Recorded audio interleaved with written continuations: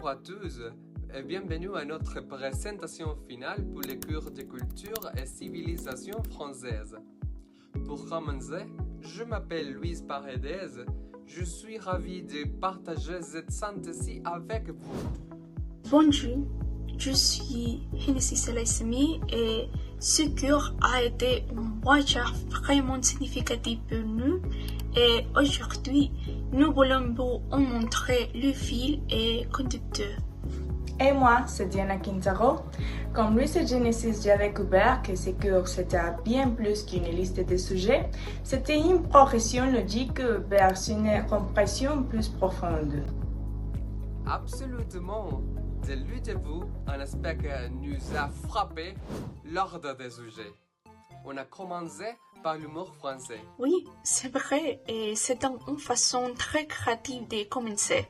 Et l'humour, c'est quelque chose de très intime, très personnel. On a appris que des choses comme les jeux de monde ou les blequis, l'Amsterdam peuvent la fin du rester et révèle beaucoup de la façon de penser français. Ce n'est pas juste un cours de langue, c'était une introduction à l'esprit français. Exactement. Et après cette approche très personnelle, nous sommes passés à des sujets plus vastes, plus structurés.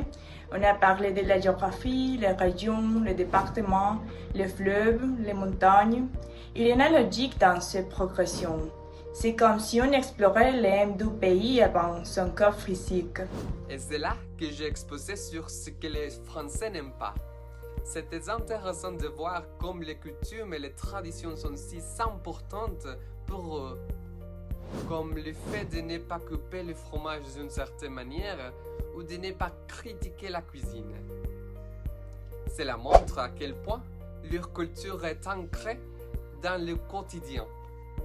Après avoir compris la culture française pure, on a voyagé virtuellement et on a traversé l'océan pour aller au Canada. C'était la deuxième partie du cours, la francophonie. Mon exposé sur la Révolution tranquille a montré comment le Québec a cherché à préserver sa culture et sa langue. C'était une période cruciale pour le Québec. C'était là que j'ai parlé de la première phase de cette révolution, l'effervescence, où l'on voit une nouvelle culturelle et politique. C'est fascinant de voir comme une région peut se battre sur son identité linguistique face à une culture majoritaire. La lutte n'est pas seulement pour la langue, mais pour l'existence. J'ai continué sur ce thème avec la loi canadienne sur les langues officielles. C'est une loi qui reconnaît l'importance de préserver le français, mais qui a aussi des défis. C'est un exemple de la complexité de l'interculturalité. On ne peut pas juste imposer une langue, il faut aussi la protéger, la défendre et la faire vivre. Donc la culture n'est pas statique. Elle est en mouvement constant, elle est vivante, elle se bat, elle se protège et elle se transforme. C'est ce qui nous a conduit au troisième sujet, l'approche interculturelle. La didactique du plurilingualisme est un concept très important dans l'apprentissage d'une langue. On ne peut enseigner le français sans prendre en compte la langue de la culture d'origine de l'étudiant. C'est une approche qui valorise la diversité, le fait que nous sommes tous des plurilingues. Mon exposé a porté sur la notion de la médiation, qu'il se définisse comme toute intervention visant à réduire la tension, l'incompréhension ou les obstacles entre différents pôles. Cette médiation n'est pas limitée à des opérations linguistiques, mais englobe également des dimensions relationnelles et cognitives. Elle agit à plusieurs niveaux, individuel, communautaire et institutionnel. Elle joue un rôle crucial en aidant les acteurs sociaux, en particulier les plus désavantagés, à surmonter les barrières comme préjugés, inégalités, manque de connaissances et à renforcer leur autonomie. C'est un point clair. Et mon exposé sur la culture française a exploré cette idée en détail. Et on avoue que la culture et la interculturalité ne sont pas des simples extras dans les classes du fleu. Non, mais qu'elles sont au cœur de l'enseignement. C'est l'idée de ne pas juger une culture, mais de la comprendre, de croire en point.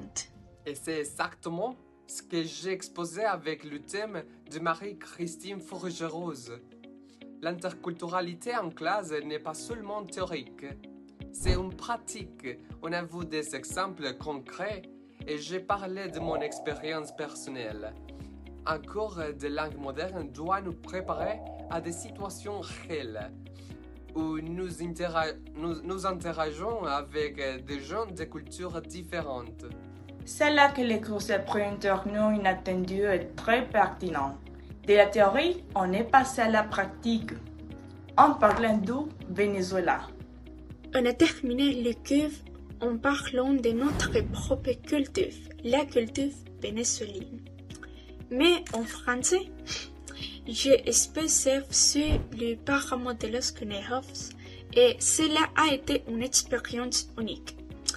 On a dû trouver les mots justes en français pour décrire la beauté de nos montagnes et notre histoire. Et moi, j'ai parlé de la colline de Bar. On a dû raconter une histoire complexe, une histoire d'immigration et de résilience de la culture allemande au Venezuela. C'est un exercice de médiation culturelle. C'est la preuve que notre langue d'apprentissage, le français, n'est pas un barème mais inutile pour raconter notre propre histoire. Mon exposé sur les sabores de carretera a été la même chose. Je parlais de quesadillas de Corozopando et de panelitas de San Joaquin. C'est une façon de montrer que la culture n'est pas seulement dans les musées ou les livres, mais aussi dans notre gastronomie et dans nos voyages. Alors, pourquoi un tel parcours? On a commencé par l'humour français, on a traversé la géographie, l'histoire canadienne, on a étudié la théorie interculturelle et on a fini en parlant de nous. La conclusion est très simple. Connaître l'autre, c'est aussi se connaître soi-même. En étudiant la culture française et francophone, on a appris à valoriser la nôtre.